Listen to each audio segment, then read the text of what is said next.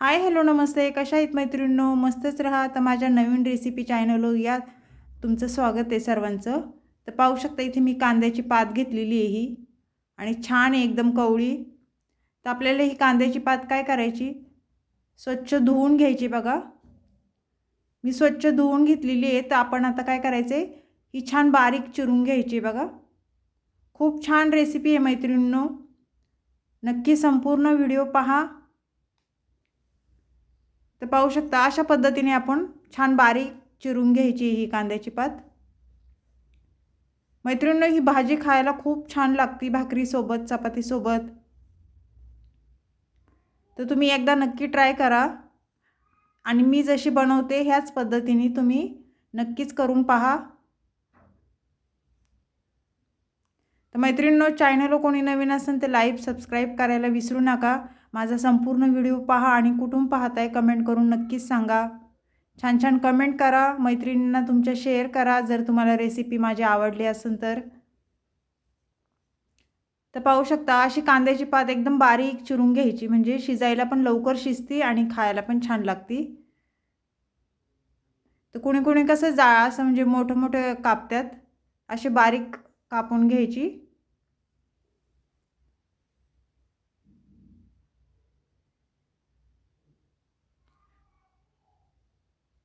छान अशी बघा बारीक चिरून झालेली आहे.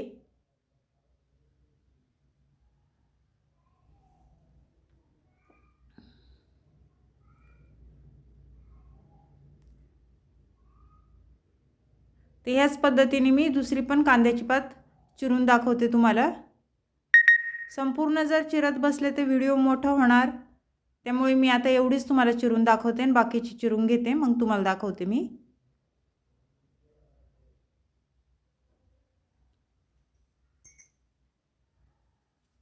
तर पाहू शकता मैत्रिणींनो, सर्व कांद्याची पात मी कापून घेतलेली आहे आणि छान अशी बारीक चिरून घेतली आहे बघा.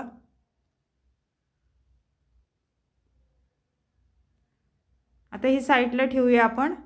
आणि मी इथे मिक्सरच्या भांड्यामध्ये बघा हिरवी मिरची, लसूण छान बारीक वाटून घेतलेलं आहे. शक्यतो हिरवी मिरची आणि लसूण वाटूनच टाका.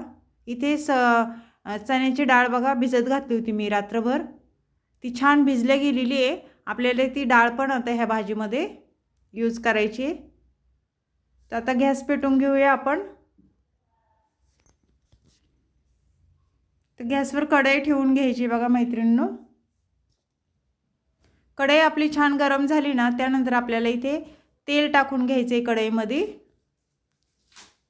आणि तेल तुमच्या अंदाजे कमी जास्त तुम्ही करू शकता, जसं तुम्हाला तेल जास्त कमी लागते त्याप्रमाणे इथे तेल टाका. त्यानंतर तेल तापलं ना तर जिरी टाकायची आपल्याला 1 चमचा.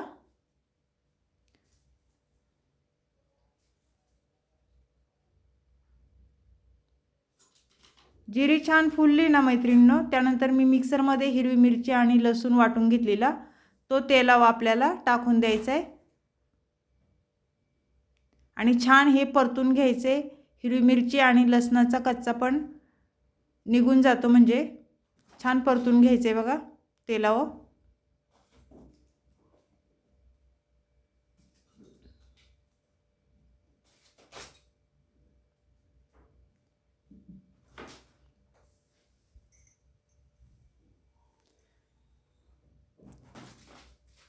अशा पद्धतीने. त्यानंतर आपल्याला काय करायचे बघा, मी सांगते पुढे तुम्हाला.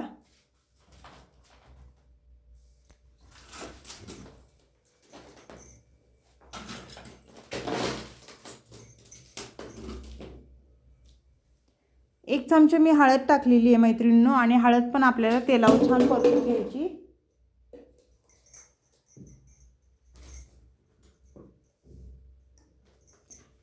त्यानंतर आपल्याला इथे चण्याची डाळ मी भिजत घातलेली, पाणी सर्व मी काढून घेतले चण्याची डाळीचं आणि ती पण ह्याच्यात टाकून दिली. ही पण डाळ आपल्याला तेलावर छान परतून घ्यायची आहे बघा.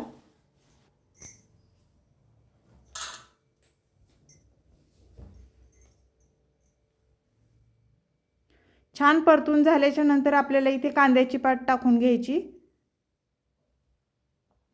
अगदी झटपट होणारी रेसिपी आहे मैत्रिणींनो, बिलकुल पण टाइम लागत नाही. नक्की करून पहा. सकाळच्या टिफिनला घाईच्या कामात ही झटपट होणारी रेसिपी आहे। ते सर्व आपल्याला मिक्स करून घ्यायचे बघा।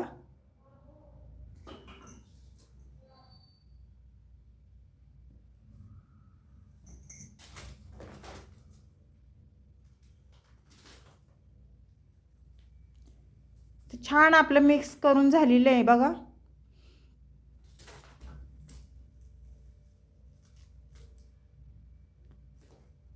त्यानंतर आपण काय करायचे, चवीनुसार मीठ टाकून घ्यायचे। ही भाजी काय मैत्रिणींनो एवढी शिजून कमी होत नाही। आपण कसं मेथीची भाजी बनवतो ती कमी होती का नाही शिजून, तशी ही भाजी कमी होत नाही, जेवढी आहे तेवढीच राहते। त्यानंतर मिक्सरच्या भांड्यामध्ये मी पाणी टाकले बघा आणि ते पाणी आपल्याला ह्याच्यात ओतून घ्यायचे।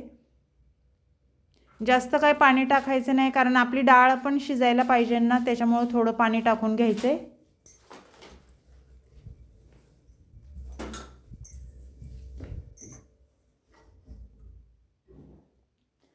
पाणी टाकून झाल्यावर झाकण ठेवून परत एकदा आपल्याला मध्ये चेक करायचे बघा, आणि भाजी आपली एकदा परत हलवून घ्यायची वर खाली करून।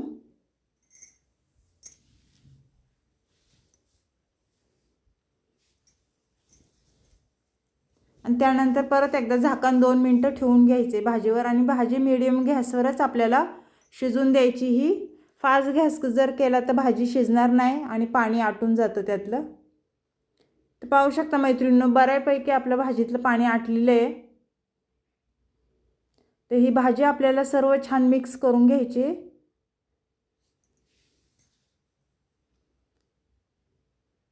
पाहू शकता डाळ पण आपली शिजलेली आहे। तर भाजी आपली छान ही झालेली आहे बघा। बिलकुल टाइम लागत नाही मैत्रिणींनो रेसिपीला, ह्या झटपट होणारी आहे। 1 मिनिट आपण परत झाकण ठेवून घेऊया। त्यानंतर बघायचे परत एकदा आपल्याला, मस्त अशी ही आपली भाजी झालेली आहे मैत्रिणींनो। तर माझ्या कांद्याची ही रेसिपी तुम्हाला भाजीची कशी वाटली मला कमेंट करून नक्कीच सांगा। कांदा आणि कांद्याची पात आणि डाळ चण्याची टाकून खूप भारी लागते ही भाजी। तुम्ही भाकरीसोबत, चपातीसोबत, कशासोबत पण खाऊ शकता। अशीच रेसिपी घेऊन मी पुन्हा हजर होईन, तोपर्यंत सर्वांना बाय मैत्रिणींनो।